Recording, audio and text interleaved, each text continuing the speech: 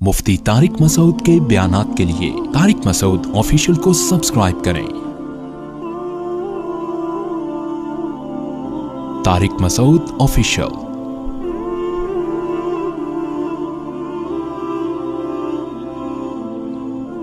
अल्लाह मेरे शेख की मगफिरत फरमाए। आखिर उम्र में बीमार हो गए थे, 78 साल की उम्र में बहुत शदीद बीमार हो गए। ऐसे बीमार हो गए कि बस लग रहा था कि अब इनकी मौत वाक़ई हो जाएगी। हजरत का चेहरा बहुत खिला रहता था। जो हजरत से को मिले हैं ना, हमारे शेख के साथ रहे हैं, बड़े बुजुर्ग थे, उनका चेहरे पे बड़ी रौनक थी, हर वक्त खुश रहते थे। गम सिर्फ एक आखिरत का था, उनको चेहरे पे सुर्खी थी उनके। बड़ा अल्लाह ने उनको चेहरा भी नूरानी दिया और अमाल तो ऐसे कि गुनाह का तसव्वुर भी नहीं कर सकते थे वो, इतने तकवा उनका मशहूर था। 60 साल गुर्बत में गुजारे उन्होंने। कितने? और ऐसी गुर्बत कि अंडा खरीदने के पैसे बोलो भाई नहीं। ये वाकया हजरत जब सुनाते थे तो फरमाते थे, मुझे डर लगता है कहीं ये वाकया बयान करने से नाशुक्री ना हो जाए, कि अल्लाह ये ना कहे कि तू गरीब तो था नहीं तो अपनी गुर्बत बयान क्यों कर रहा है। फरमाते थे इसलिए बयान कर रहा हूं ताकि आप लोगों को इबरत हो कि मैं 2 वक्त की जो रोटी मिलती थी दाल के साथ, उसको अल्लाह की बहुत बड़ी नेमत समझता था। जाती घर का तो तसव्वुर भी नहीं कर सकते थे वो। उनकी अहलिया बीमार हुई, डॉक्टर के पास ले गए। डॉक्टर ने कहा इनको फल फ्रूट की जरूरत है। क्या खिलाऊं? बोलो भाई, फल फ्रूट। हजरत फरमाते हैं मेरी जेब में फलों के पैसे नहीं थे। समझ में आ रही है बात?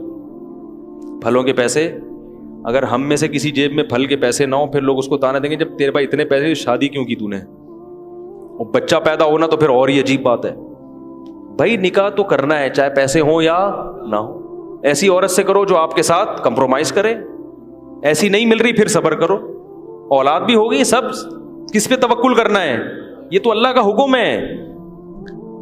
फरमाते हैं अंडे बेचने वाला आता था महल्ले में, तो एक दिन हमारे घर आया, दरवाजा बजाया कि आप कितने अंडे लेंगे रोज? ठीक है। हजरत फरमाया, मैंने कहा कि हमारे यहां इंतजाम है। गोलमोल बात की, ये नहीं कहा कि मेरे पास तो पैसा ही नहीं है, तो अपनी गुर्बत क्यों किसी के सामने जाहिर करें। फरमाया मैं अपने आप को उस वक्त सेठ समझता था। क्या समझता था? सेठ।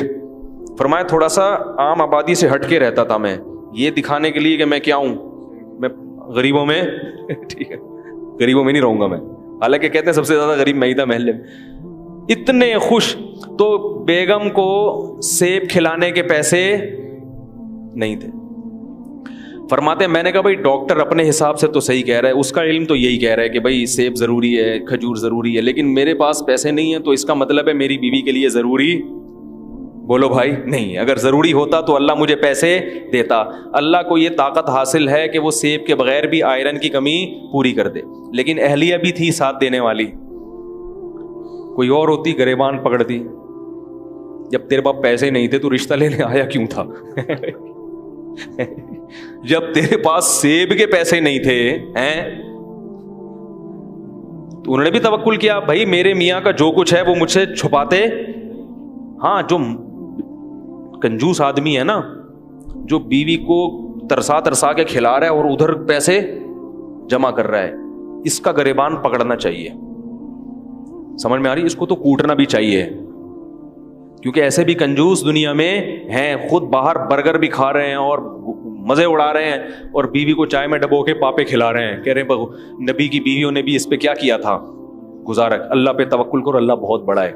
इसको तबीयत से क्या करना चाहिए? कूटना चाहिए। मैं उसकी बात कर रहा हूं जो कोशिश भी करता हो फिर भी रिस्क के दरवाजे ना खुलते हो। वो तो अल्लाह की तरफ से है ना, वो तो अल्लाह की तरफ से। तो हजरत अपनी अहलिया की बहुत तारीफ करते थे। फरमाते अल्लाह ने मुझे ऐसी बीवी दी है कि मुझे जन्नत की हूर भी उसके मुकाबले में पसंद नहीं आएगी। ऐसे साफ कहते थे, कह रहे अल्लाह ने मुझे ऐसी बीवी दी है। कैसा उन्होंने हजरत के साथ क्या किया? कॉम्प्रोमाइज किया। हजरत फरमाते हैं उन्होंने तो पैसे ही नहीं थे, सुबह एक रोटी खाते थे और शाम को एक रोटी दाल के साथ। कहा एक दिन हमारे घर में मेहमान आए, तो कहने लगे यार जब भी आपके घर आओ दाल ही पकी होती है, ठीक है ना, حضرت فرماتے ہیں اس کے بتانے سے ہماری توجہ اس طرف گئی کہ ہم کئی دنوں سے دال کھا رہے ہیں، ورنہ ہمارا ذہن بھی کبھی اس طرف نہیں۔ اور فرماتے تھے یہ جو میں آپ کو واقعہ بتا رہا ہوں یہ صرف آپ کو سبق دلانے کے لیے۔ فرماتے ہیں اس حالت میں میں یہ نہیں سمجھتا تھا میں غریب ہوں، اور اب بھی یہ نہیں سمجھتا تھا کہ میں غریب تھا، کیونکہ اللہ نے مجھے 2 وقت کی روٹی دی عزت کے ساتھ، رات کو سر چھپانے کے لیے جگہ دی، اور ایک ایسی بیوی دے دی جو میرے ساتھ اس معاملے میں خوش ہے۔ تو فرمایا کہ بس اللہ نے پوری دنیا کی دولت سمیٹ کے مجھے دے دی، میں یہ سمجھتا تھا، خوش تھے۔ تو کہتے ہیں کہ ڈاکٹر نے کہا سیب کھلائیں، ہمارے پاس سیب کے پیسے نہیں تھے۔ تو فرماتے ہیں کہ ہم نے کہا بھائی ڈاکٹر اپنی لحاظ سے صحیح کہہ رہا ہے، اگر اللہ ہمیں دیتا تو آئرن کی کمی پوری کر دیتے، نہیں دے تو اللہ ویسے ہی پوری کر دے گا کمی۔ اولاد بھی ہوتی رہی، حضرت بھی نسل روکنے کے قائل بولو بھائی نہیں تھے، اور ہسپتالوں کے قائل بھی، ہسپتال میں پیسے ہی نہیں تھے حضرت کے پاس۔ سب حضرت کی اولادیں ماشاءاللہ جوان ہیں، اللہ نے کثرت سے اولاد بھی دی، سب بچے پل بھی گئے، باہر ملکوں میں چلے گئے، اعلیٰ تعلیم بھی حاصل ہو گئی۔ حضرت کا انتقال ہو گیا، مگر پیرانی صاحبہ جو ہماری ہیں حضرت کی اہلیہ، وہ اب بھی الحمدللہ زندہ ہیں، 90 سال سے اوپر شاید ان کی عمر ہو گئی ہو۔ نہیں آ رہی میرے خیال باز؟ تو یہودیوں کی طرح کیلکولیشن کرتے رہو گے تو دنیا میں نہ سکون ملے گا، خود بھی پریشان رہو گے اور دوسروں کو بھی کیا کرو گے؟ پریشان کرو۔ تو حضرت کا انتقال ہو گیا مگر اب بھی زندہ، بڑی اچھی صحت والی زندگی گزاری، اور حضرت کا بھی انتقال کمزوری سے نہیں ہوا یہ تھا حضرت کو شوگر کی بیماری ہو گئی تھی جو بڑھاپے میں ہو ہی جاتی ہے، لیکن حضرت اس پہ آمادہ تھے کہ بھائی اب مجھے دنیا سے جانے دو، میں میری عمر بہت ہو گئی ہے، اب مجھے زندہ رہنے کا شوق، بولو نا بھائی۔ حضرت فرماتے جب میری عمر 63 سال ہوئی نا تو پھر مجھے زندہ رہتے ہوئے شرم آنے لگی کہ 63 سال میں نبی دنیا سے چلے گئے، اب تم کیوں زندہ ہو بھائی؟ تو وہ شرما شرمی میں 78 سال کے ہو گئے، ٹھیک ہے نا، کیونکہ دنیا کو مسافر خانہ سمجھتے تھے نا، کہ بھائی جانا تو ہے، اب 60 سال ہو 70 ہو کتنا ٹھہرے۔ حضرت فرماتے تھے کہ ہمارے جب بچوں کے بچے ہو جائیں نا تو مجھے ذہن میں آتا تھا اب نئی گاڑی آ گئی ہے، پرانی گاڑی کیا کرے گی؟ پلیٹ فارم خالی کرے۔ یاد رکھو آپ کے گھر میں جو بزرگ ہیں ان پہ یہ فارمولا اپلائی کرنا نہ شروع کر دیں کہیں جا کے، کہ آج ہم نے سنا ہے کہ 63 سال کے بعد انسان کو شرم آنی چاہیے، آپ تو 70 کے ہو گئے، یہ مطلب ہرگز نہیں ہے۔ ان کو یہ کہو کہ اللہ کرے آپ 100 سال جئیں، یہ ہم اپنے لیے بتا رہے ہیں، دوسرے کے بارے میں یہی کرنا ہے کہ اللہ ان کو، ہم لوگ نہیں کہتے تھے حضرت آپ 63 کے ہو گئے تو آپ کو جانا چاہیے، ہم یہ کہتے تھے آپ 100 سال سے پہلے بولو بھائی نہ جائے، بلکہ ہماری عمر بھی آپ کو لگ جائے۔ وہ ان کے اپنا ذوق یہ ہے، جو چاہنے والے ہوتے ہیں نا وہ کبھی بھی نہیں چاہتا کہ ہمارا جو جس سے ہم محبت کرتے ہیں وہ دنیا سے جائے، اس کی محبت کا تقاضا ہے کہ وہ کہے کہ آپ زندہ رہیں، آپ کی عمر ابھی اتنی نہیں ہوئی جانے والی۔ ہم حضرت سے کہتے تھے لوگ 100 سال میں جاتے ہیں، آپ 78 میں ایسی باتیں کر رہے ہیں، 63 میں ایسی باتیں کر رہے ہیں۔ تو جس کو محبت ہوتی ہے نا وہ اسی حساب سے سوچتا ہے۔ ایک شخص نے حضرت کو خط لکھا کہ حضرت مجھے ڈر ہے اگر آپ مر گئے تو میرا کیا ہوگا؟ حضرت فرمایا یہ کیوں نہیں سوچ رہے اگر میں مر گیا تو میرا کیا ہوگا؟ شیخ کے مرنے کے خیالات آ رہے ہیں، ٹھیک ہے۔ محبت کا تقاضا یہ ہے کہ آپ اپنے مرنے کا تصور کریں، جس سے محبت ہے اس کے بارے میں کہیں انشاءاللہ آپ نہیں مریں گے۔ کیا خیال ہے بھائی؟ تو میں جو اصل واقعہ بتا رہا تھا، تو جب حضرت کی پھر 60 سال کے بعد حضرت کے پاس پیسہ آیا ہے، سمجھ میں آ رہی ہے بات؟ 60 سال کے بعد کیا ہوا؟ رزق کے دروازے کھل گئے۔ جب اللہ نے غریب رکھا اس وقت بھی خوش، جب پیسہ دیا تو بھی خوش۔ پھر پیسہ خرچ کیا جائیدادیں بنانے میں، بولو بھائی، کوئی مکان اپنے لیے نہیں بنایا۔ فرمایا تمہارا مال وہ ہے جو حدیث میں آتا ہے نا، کھا کے ختم کر دو، پہن کے پرانا کر دو۔ پھر جو حضرت کی پگڑی تھی، ٹھیک ٹھاک مہنگی پگڑی تھی، گھڑی اچھی خاصی مہنگی پلاٹینم کی گھڑی تھی، گاڑی ایسی کہ ہٹو بچوں، میں نے اب تک کسی کے پاس وہ گاڑی، بولو بھائی، اتنی بڑی گاڑی تھی، کویت کا شہزادہ اس سے حضرت نے گاڑی خریدی تھی۔ شاید میں غلط بیانی سے کام لے رہا ہوں بھائی، جھوٹ تو نہیں بول رہا نا ممبر پہ بیٹھ کے۔ اور فرماتے ہیں جب میں پیٹرول پمپ پہ جاتا تھا تو ٹینکی فل کراتا تھا، یہ نہیں کہ 500 रुपए का गाड़ी में, इतनी बड़ी गाड़ी रखी हुई है, 50 रुपए का पेट्रोल डाल दो, फिर जब खत्म होगा तो नया डालना। भाई जब तुमने ही चलानी है तो भर दो इसको। उस पे भी जान लोगों की क्या हो रही होती है, जल रही होती है, यार टैंकी भरने, ऐसा ना हो कहीं गिर जाए, जाया हो जाए कोई। ओ भाई जब तुमने ही चलानी है तो बार बार पेट्रोल पंप की टेंशन से बेहतर नहीं एक दफा फुल भर दो उसको। यहां भी बचा रहे हैं पैसा। हजरत फरमाते हैं जब मैं लाइन में खड़ा होता था ना पेट्रोल पंप, तो वो टैंकी भरने में काफी टाइम लगता था। लोग मुड़ मुड़ के देखते थे, इस मौलवी को देखो और इसकी गाड़ी की टैंकी को देखो। नहीं आ रही मेरा ख्याल। खुराक फिर ऐसी रखी, फिर सिर्फ सेब नहीं, अब तो सेब के पैसे नहीं थे ना, जब नहीं थे तो भाई अल्लाह इसी में, जब पैसे आ गए तो फिर जो हजरत का नाश्ता था वो आज शायद वजीर आजम का भी नहीं हो। बिल्कुल ऐसी डाइट थी जो बिल्कुल सेहत के लिहाज से मुनासिब। उसमें बादाम थे नाश्ते में, बॉयल हाफ बॉयल अंडा था, सेब था। वो सेब जब यहां खत्म होते तो टोरंटो से मंगवाते थे। यानी अगर पाकिस्तान में सेब का मौसम नहीं है तो दुनिया में जहां है वहां से क्या करो, मंगवाओ, सेब खाना है। इस पे पैसा क्या हो रहा है? मैं तभी तो बयान में बार बार कहता हूं, घर बनाने के बजाय पहले इन चीजों की फिक्र करो, उसके बाद घर कब भी बना लो अगर पैसा अल्लाह ने बहुत दिया है।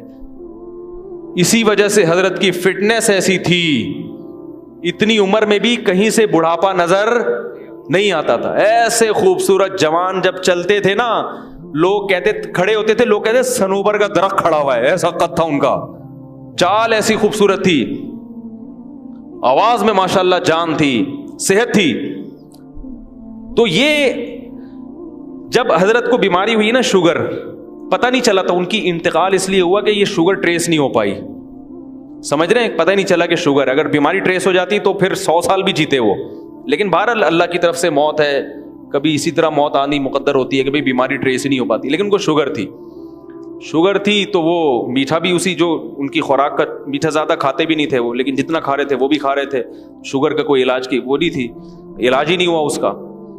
लेकिन उस हालत में जब इंतहाई कमज़ोर हो गए, बिल्कुल चेहरे जो है ना वो रौनक, जो एक बीमार आदमी का होता है कमज़ोरी से, वो रौनक ज़ाहरी तौर पर ख़त्म हो जाती है, बिल्कुल बिस्तर से लग गए, तो भी ज़बान से कोई शिकायत नहीं।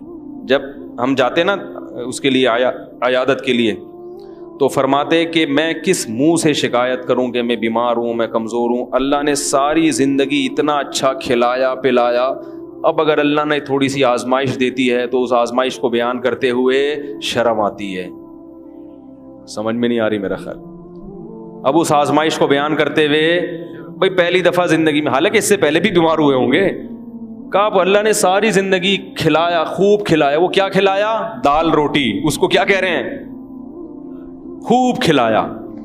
हजरत के बच्चे जब जवान होने लगे तो हजरत को फिक्र हुई इनकी शादियां करनी है, जबकि घर इतना छोटा है कि उसमें कमरे है ही नहीं। हमारी तरह नहीं कि अब तो करना तो है ही नहीं, करनी तो है ही नहीं, कमाओ पैसा लाओ, पैसा है भाई। हजरत को फिक्र हुई बेटे जवान हो रहे हैं तो अब क्या करनी है? शादियां। लेकिन अब ये कि घर में जगह नहीं है, तो हजरत ने हमें कमरा दिखाते थे। मैंने से एक ऊपर कमरा है, ठीक है, वो जो लिहाफ रखते हैं ना, क्या ख्याल है? ऐसी मजाक कर रहे थे। कहा मैंने सोचा कोई मसला नहीं, एक को उधर सीढ़ियां लगा के बोलोगे चल उधर जा अपनी बीवी के साथ। लेकिन फिक्र फिर भी की उन्होंने कि भाई शादी करनी है इनकी, वो देखा जाएगा शादी के बाद क्या जुगाड़ करना है, कहाँ कर लेकिन। तो अल्लाह का शुक्र उनकी शादियां भी हो गई, उनको भी अल्लाह ने बहुत पैसा दिया, वो सब मदरसे में वो आलिम बने। उसके बाद इतना अच्छी इल्मी इस्तेदाद थी कि मदीना यूनिवर्सिटी से उनको बुलावा आ गया उनका, मदीना यूनिवर्सिटी चले गए, वहां से हुकूमत सऊदिया की तरफ से दूसरे मुल्कों में दौरे पे भेज दिए गए। वो भी अच्छा खासा माशाल्लाह उनके पास अल्लाह ने रिज़्क़ के दरवाजे उनके लिए खोले। तो मैं ये कह रहा हूं, देखो हम लोग हवस के मरीज हैं, हम कभी भी खुश बोलो भाई नहीं रह सकते। हम गैर मुस्लिमों के तरीक़े को फॉलो कर रहे हैं कि वो किधर जा रहे हैं, वो हर वक्त नोट बनाने में लगे हुए हैं। हम में से जिसको भी अल्लाह ने दिया है, जितना दिया है, अल्लाह की कसम वो हमारी ज़रूरतों से कई गुना ज़्यादा, हमारे बार बार ये कहते थे कि अल्लाह ने मुझे मेरी ज़रूरत से कई गुना ज़्यादा दिया है, ज़्यादा दिया। फिर जब बहुत पैसा आया हज़रत के पास तो अपने लिए फिर भी नहीं बनाया घर, फिर भी कहा मैं क्या बर करूँगा घर बना के, लेकिन अपनी अहलिया के लिए एक फ्लैट बोलो भाई खरीद लिया। क्योंकि मेरे मरने के बाद ان کے لیے کوئی انتظام ہو جائے. تو وہ بھی ہو گیا.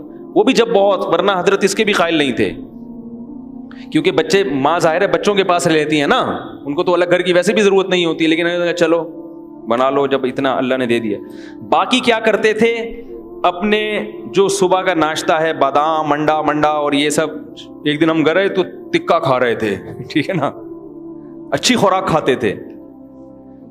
تو جب شہد استعمال کرتے تھے, دودھ پیتے تھے, چائے کے قریب بھی نہیں پٹکتے تھے, کبھی بھی چائے نہیں. پان تو زہر تھا, حضرت کے سامنے کوئی پان کھا کے دکھا دے بس اس کی خیر نہیں ہے, کیونکہ انتہائی صفائی پسند تھے. ایسی صفائی اگر میں قسم اٹھا کے بولوں میں نے زندگی میں کسی میں نہیں دیکھی تو میں قسم میں جھوٹا نہیں ہوں گا. اتنی صفائی تھی, اتنی صفائی کہ انتہا ہے جس کی. ایک طالب علم اپنی ٹوپی کمرے میں بھول آیا ان کے, اس پہ تھوڑے تھوڑے پسینے کے ہلکے ہلکے کچھ نشان تھے.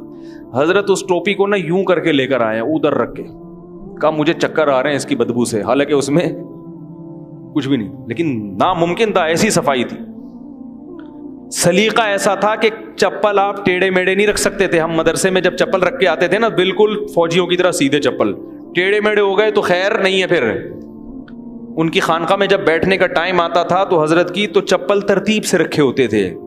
ایسا نہیں ہے کہ جہاں اتارو کوئی چپل ادھر جا رہی ہے ادھر جا رہی ہے, اس کا تصور نہیں تھا. گاڑی جب اپنی پارک کرتے تھے ایسی تمیز سے پارک کرتے تھے, اس کے جو ٹائر ہیں پہیے بھی کیا ہوتے تھے, بالکل سیدھے, ٹیڑھے میڑے نہیں ہوتے تھے. ہر چیز میں سلیقہ. کوئی بائک اگر گلی میں کھڑی کر دے, ذرا سی ٹیڑھی میڑھی اس کو ڈانٹ پڑتی تھی. ایسا سلیقہ, ایسی تمیز, اتنی صفائی, انتہائی درجے کی صفائی تھی. تو میرے بھائی ہمارا سب سے بڑا مسئلہ کیا ہے, ہوس. ہمارا مسئلہ غربت نہیں ہے. ہم میں سے ہر شخص کو اللہ اس کی ضرورت سے کروڑہ گنا زائد ہے. اتنا جب حضرت کو آیا نا, پھر بھی حضرت کہتے ہیں مسافر خانہ ہے, نکلنا ہے یہاں سے, جانا ہے یہاں سے. کسی نے حضرت کو فون کر کے پوچھا کہ آپ سعودیہ عمرہ کرنے گئے تھے, ابھی آپ کہاں ہیں؟ تو حضرت فرمایا میں ناظم آباد کے مسافر خانے میں بیٹھا ہوں. پھر اس نے 3 دن بعد فون کیا کہ حضرت آپ کہاں ہیں ابھی؟ انہوں نے کہا ناظم آباد کے مسافر خانے میں. اس نے کہا 3 دن ناظم آباد میں جب آپ کا ذاتی گھر موجود ہے تو 3 دن سے آپ مسافر خانے میں کیوں ہیں؟ حضرت نے فرمایا ذاتی گھر کسی کا نہیں ہوتا, جو گھر اللہ نے دنیا میں دیا ہے وہ کیا ہے, مسافر خانہ ہے. تھوڑے دنوں میں یہاں سے جانا ہے, اور واقعی تھوڑے دنوں میں وہاں سے چلے گئے. ہمارے ایک رشتے دار آئے, انہوں نے دیکھا کہ یار یہ ایسی ایکٹیویٹیز ہیں, تو وہ اپنا گھر ذاتی بنا رہے تھے. انہوں نے کہا یار یہ لوگ تو اتنا پیسہ ہو کے بھی جو ہے نا کوئی فکر ہی نہیں ہے گھر بنانے کی, اور ہم ابھی سے کیا کر رہے ہیں, ٹینشن لے رہے ہیں. بڑے حیران ہوتے تھے. اور پھر یہ بتا دوں میں, جو آخری بات حضرت سے متعلق کر کے پھر اس موضوع کو سمیٹتا ہوں. ناشتے پہ خرچ کرتے تھے, لباس پہ, خوراک پہ ٹائٹ خاندانی, اور ان چیزوں پہ خرچ کرنے کے بعد جو بچے پھر دیکھتے نہیں تھے کتنا ہے, کوئی اکاؤنٹ وکاؤنٹ نہیں تھا بینک میں, سارا فی سبیل اللہ. بولو بھائی صدقہ. ایسے دیکھا ہم نے حضرت کے سامنے نوٹوں کی اتنی یہاں سے یہاں تک گڈیاں رکھی ہوئی ہیں, اتنی گڈیاں. حضرت فرماتے تھے یہ میری ذاتی ملکیت میں ہے چند لمحوں کے لیے بس, اور ابھی یہ کیا ہونے والی ہیں. حضرت کے گھر میں ایک ڈراس تھی, اس میں صدقے کی رقمیں ہوتی تھیں. فرمایا یہ اس میں کیا ہونے والی ہے, تو ہمیں یاد ہے اس زمانے میں, یعنی 94-95 کی بات کر رہا ہوں, 2000-2500 تک حضرت کا ٹوٹل خرچہ تھا, جو نارملی ہوتا ہے. کبھی اضافی ہو تو ایک الگ بات ہے.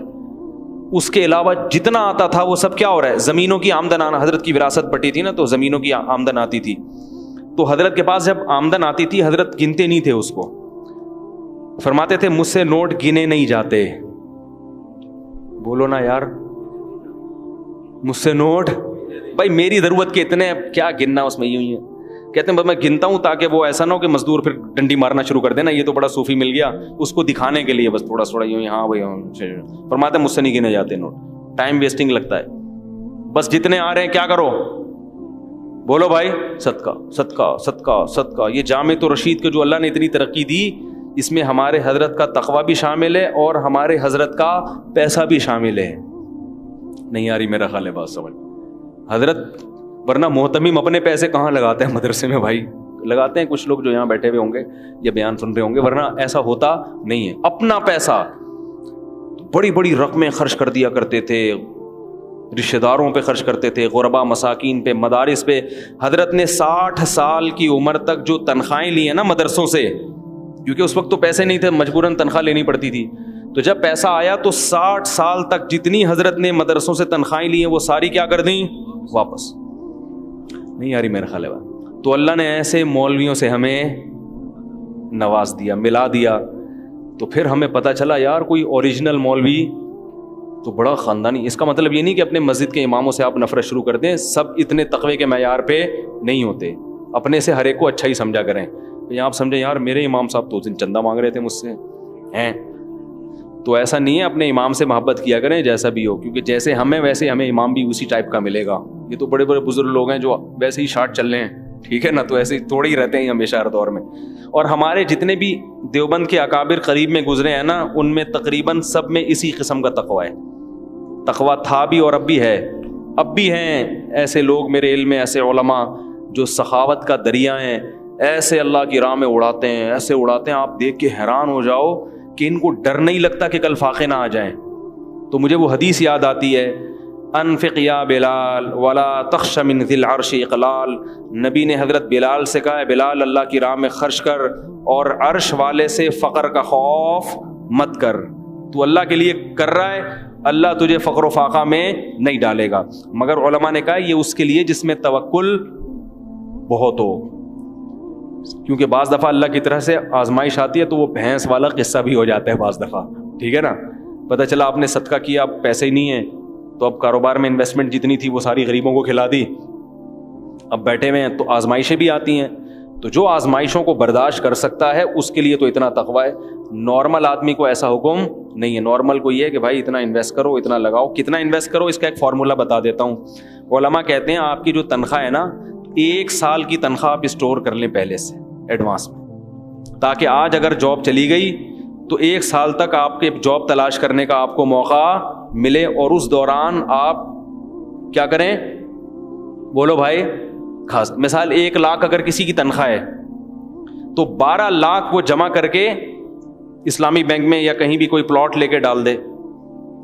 سمجھ میں آ رہی ہے بات؟